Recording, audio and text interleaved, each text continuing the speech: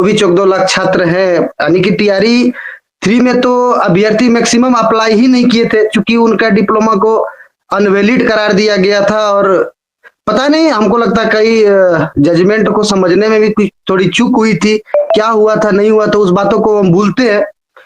लेकिन ऐसा कोई रास्ता है कि जिससे कि एनआईओएस के सारे अभ्यर्थी टीआरई 3 में फॉर्म फिलअप कर सकें और फिर से रीओपन हो सके और एग्जामिनेशन देके वो लोग फाइनली सिलेक्शन में आ सके। अगर वो सिलेक्शन में आएंगे तो फिर जो रेगुलर वाले सिलेक्टेड हैं, क्या उनपे भी गाज गिर सकती है? वो जो सिलेक्टेड हैं जिनका नाम पीडीएफ में है, क्या उन अभ्यर्थियों को वहां से बाहर किया जा सकता है? क्योंकि सरकार जितनी सीटों के विरुद्ध वैकेंसी निकाली है, 18,000 के आसपास समथिंग स्टूडेंट सफल हुए हैं।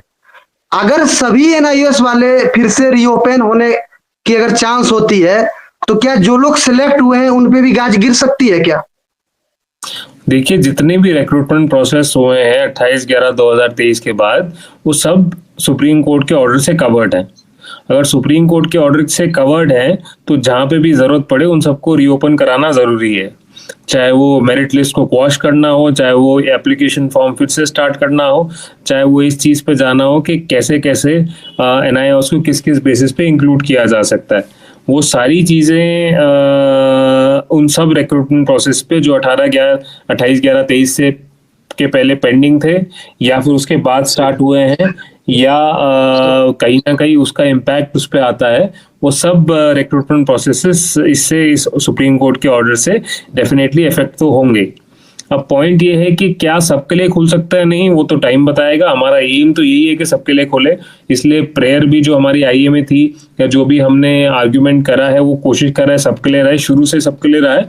बट अल्टीमेटली हमें ये देखना है कि हम कितने लोगों को सेफ गार्ड करना चाहते हैं। तो सेफेस्ट तरीका इस टाइम पे यही है कि या तो हाईकोर्ट जाइए या सुप्रीम कोर्ट आइए और इसको इम्प्लीमेंट कराइए। अब चाहे वो 500 लोग की तरफ से आए, चाहे वो 1000 लोग की तरफ से आए, चाहे वो 5000 लोग की तरफ से आए, चाहे वो 1 लाख लोग की तरफ से आए, आप समझिए कि 99% काम लड़ाई खत्म हो चुकी है, 1% लड़ाई बची है। अगर आप 1% लड़ाई में पीछे हटेंगे तो 99% जो लड़ाई करी है उसका कोई फायदा नहीं था। यानी कि अगर इसको साफ शब्दों में समझाया जाए कि हाथी निकल चुका है, पूछ पूछ रहती है। अगर पूछ पूछ रहती है तो फिर आप में से किसी को भी इस चीज को नहीं सोचना है कि अब हम आगे क्या करें। अगर हम यही सोचते तो कल शायद ऑर्डर ना मिलता कि हम आगे किस तरह से बढ़े। Yes, Radhika, you want to add on? बिल्कुल।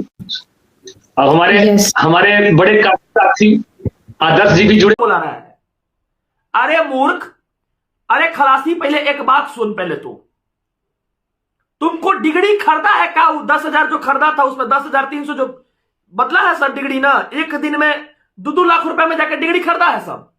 एक दिन में डिग्री किन लिया, एक दिन में सब रेगुलर डीएलएड का गया है। 1-2 लड़का नहीं है, 25% बिहार के लड़का है जो एक दिन में रेगुलर डीएलएड कर लिया है। और बहुत सारे लोग ऐसे हैं, आप देखे होंगे।